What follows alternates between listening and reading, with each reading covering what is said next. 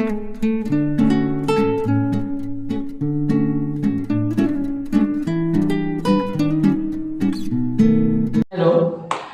today we are going to learn how errors are combined in different mathematical operations. The first mathematical operation is when two physical quantities are subtracted or added. ध्यान दीजिएगा, when two physical quantities are subtracted or added, the absolute error in the final result is the sum of the absolute errors in the individual quantities.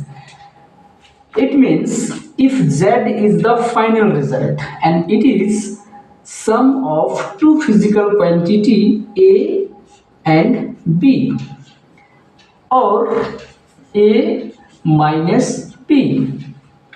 Okay, अब यहाँ समझिएगा कि इस final result में जो error होगी, है ना, जो एब्सोल्यूट एरर होगी, ये एब्सोल्यूट एरर इस फिजिकल क्वांटिटी में जो एब्सोल्यूट एरर होगी और इस फिजिकल क्वांटिटी में जो एब्सोल्यूट एरर होगी, इस दोनों एरर्स के एब्सोल्यूट एरर्स के सम के बराबर होगी फाइनल रिजल्ट के एब्सोल्यूट एरर, चाहे वो प्लस हो या फिर माइनस हो।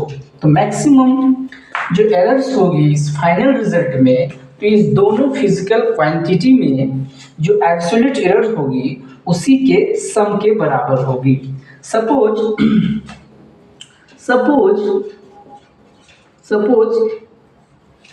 डेल ए, ठीक है, del A is the absolute error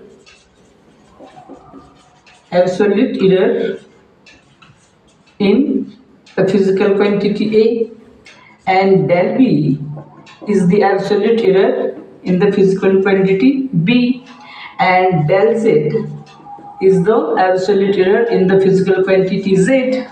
Then we can write del Z is equal to del A plus del B. ये always hold करेगा, चाहे प्लस हो या फिर माइनस हो। तो maximum absolute error in the physical quantity in the final result is equal to sum of the absolute result of the individual physical quantity. Okay, जैसे देखिए कि कोई मान लिया कि रेक्टेंगल है, ठीक है, रेक्टेंगल है, या फिर मान लिया कि दो लेंथ है। सपोज यहाँ से A है, A to B है और फिर B to C है। इस दो लेंथ को हमें ऐड करनी है और इस लेंथ की जो मेजरमेंट है मान लिया L1 है, ठीक है, इस लेंथ की मेजरमेंट मान लिया L2 है। इस लेंथ को मेजर करने में जो एब्सोल्यूट एरर हमने प्राप्त किया, absolute error means mean absolute error, और इस लेंथ को मेजर करने में जो हमने जो मेजरमेंट लिया वो L1 है और इसकी जो absolute error suppose del L1 है, ठीक है, और इस लेंथ को मेजर किया हमने, तो इसकी लंबाई L2 है और इसमें जो एब्सोल्यूट एरर है वो डेल L2 है। तो टोटल लेंथ को मेजर करने में कितनी एरर होगी, तो आप ऐसे लिख सकते हैं del L is equal to delta L1 plus delta L2। दोनों फिजिकल क्वांटिटी सेम नेचर की होनी चाहिए, सेम नेचर। इस कंडीशन में सम और डिफरेंस में दोनों फिजिकल क्वांटिटी सेम नेचर की होनी चाहिए, ठीक है। तो उसमें जो मैक्सिमम एब्सोल्यूट एरर होगी दोनों फिजिकल क्वांटिटी के एब्सोल्यूट एरर के सम के बराबर होगी। ओके, नाउ इस क्वेश्चन को हम लोग सॉल्व करते हैं। The temperature of two bodies measured by thermometer are T1 20 degree plus minus 0.5 degree centigrade and T2 20 degree 50 degree plus minus 0.5 degree centigrade. Calculate the temperature difference and the error theory. हमको पहले temperature difference find करनी है और कितने errors हैं उसे भी find करनी है। Here T1 equals to 20 degree plus minus 5 degree centigrade, ठीक है, and T2 is equal to 50 degree plus minus 0.5 degree centigrade. अब देखिए T हमें निकालना है, so T equals to T2 minus T1। Plus हो या फिर माइनस हो, ऑलवेज एरर्स क्या होगी, ऐड, जस्ट हमने पहले बताया। तो T2 minus T1 it means 50 degree Celsius minus 20 degree centigrade, और प्लस माइनस एरर्स को हमेशा क्या करनी है, आपको ऑलवेज ऐड करनी है। तो maximum possible error equals to 0.5 plus 0.5 degree Celsius. This is 30 degree Celsius plus minus 1 degree Celsius. तो इसमें जो एरर्स होगी ना, किसमें errors, temperature delta T, temperature result errors in this result delta T is equal to delta T1 plus delta T2। इसी formula को हमने use किया है। तो डेल्टा T1 इसमें कितना, 0.5, तो अब 0.5 लिखेंगे। डेल्टा T2 कितनी है, 0.5, तो अब इसमें 5 लिखेंगे, which is equal to 1 degree Celsius. चाहे प्लस हो या फिर माइनस हो, एरर्स को ऑलवेज क्या करनी है, एब्सोल्यूट एरर्स को ऐड करनी है। Okay,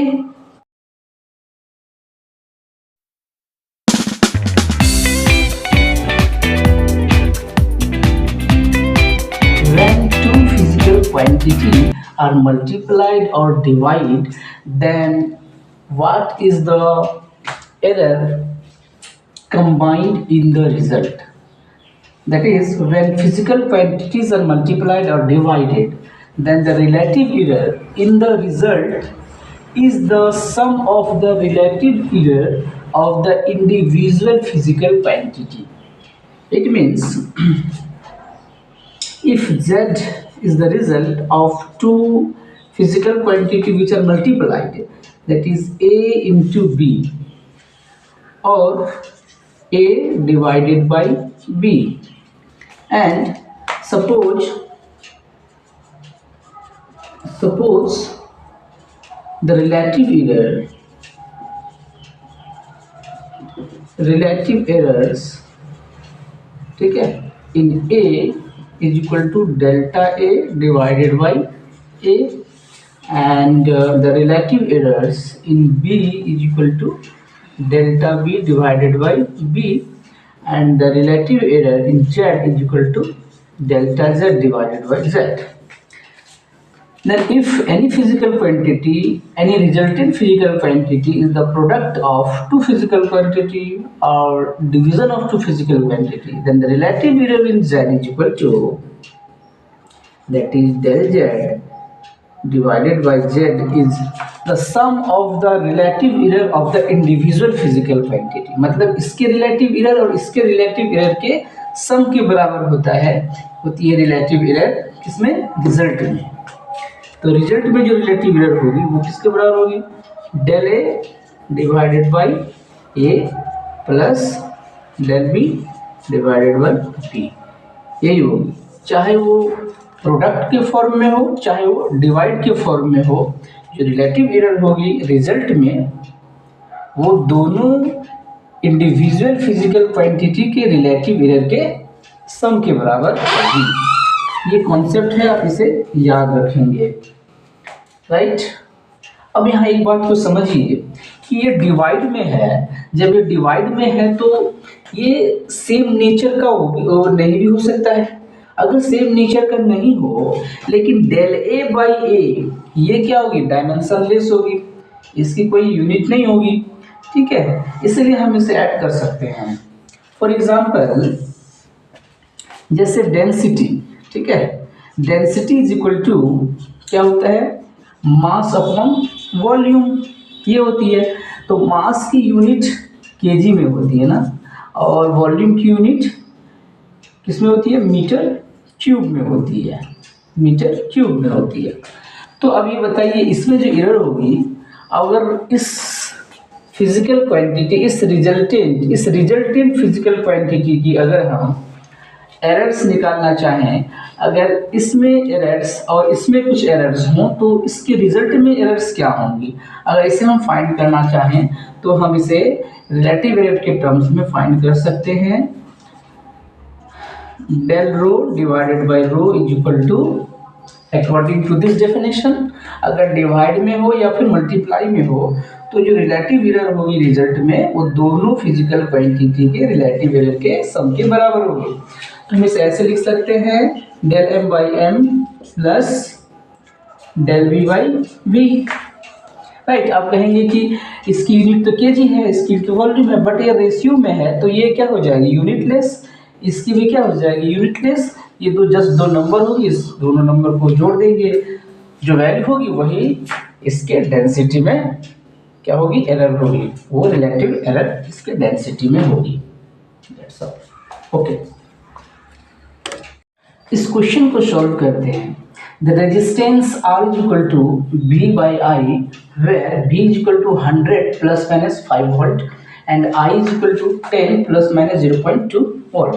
find the percentage error in R। अब ये देखिए कि यह रेजिस्टेंस जो कि रिजल्ट है जो A बाई बी के फॉर्म में है। हमने जैसे बताया कि Z इज इक्वल टू जब A बाई बी के फॉर्म में हो तो relative error in Z is equal to relative error in A plus relative error in B, यानी सम के बराबर होती है, वो डिवाइड में हो या फिर मल्टीप्लाई में हो। तो उसी फॉर्मूले को अप्लाई करेंगे। तो from here R is equal to V by I, तो आप इसे लिखेंगे del R divided by R is equal to del V divided by V plus del I divided by I। ऐसे लिखेंगे, ये यूनिटलेस है इसलिए इसे हम क्या कर सकते हैं, ऐड कर सकते हैं इस एरर को। तो इसका सम, इसके इस दोनों फिजिकल क्वांटिटी के रिलेटिव एरर का सम ही क्या होगी, रेजिस्टेंस में रिलेटिव एरर होगी, रेजिस्टेंस की रिलेटिव एरर होगी। तो देखिए, तो डेल वी बाई वी इसका वैल्यू कैसे निकालेंगे, ठीक है, 100 बी है और डेल का मान 5, तो ऐसे लिखेंगे 5/100। रिलेटिव एरर आपको पहले निकालना है वोल्टेज में, तो जो वोल्टेज में जो रिलेटिव एरर होगी उसे कैसे लिखेंगे, del V by V, del V यानी 5/100, इसे ऐसे लिखेंगे। और परसेंटेज एरर के लिए आप क्या करेंगे, परसेंटेज एरर के लिए बस इसे 100 से मल्टीप्लाई कर देंगे। क्या कर देंगे, रिजल्ट में 100 से आप मल्टीप्लाई कर देंगे। अगर आप इसमें 100 से मल्टीप्लाई करेंगे तो 5% परसेंटेज एरर होगी। उसी तरह से आप डेल आई बाई आई का भी मान निकाल सकते हैं। तो पहले रिलेटिव एरर कितनी होगी, तो रिलेटिव एरर होगी 0.2 डिवाइडेड बाई 10, और इसे 100 से जब मल्टीप्लाई कर देंगे तो परसेंटेज एरर हो जाएगी। इसे कैंसिल करेंगे यानी 2%। सो द रिलेटिव एरर कितनी होगी सबसे पहले, और फिर परसेंटेज एरर कितनी होगी, और परसेंटेज एरर के टर्म्स में लिखेंगे तो percentage error del R divided by R into 100, जो कि परसेंटेज एरर होगी, परसेंटेज एरर इन रेजिस्टेंस या R is equal to 5% plus 2% यानी 7% के बराबर होगी। तो देखिए, इस तरह से आप क्वेश्चन को सॉल्व करेंगे, ठीक है। The next question, the third method to calculate combined error is the relative error in a physical quantity raised means जो पावर होती है, raised to the power k, raised to the power k is the k times the relative errors in the individual physical quantity। It means कि z अगर कोई physical quantity है जो किसी दूसरी फिजिकल क्वांटिटी के पावर, कुछ पावर के बराबर है, जैसे मान लीजिए एक फिजिकल क्वांटिटी है और इसके कुछ पावर के ये बराबर है z, तो z में अगर a में कुछ रिलेटिव एरर है तो z में कितनी रिलेटिव एरर होगी, इसे कैलकुलेट करनी है। सपोज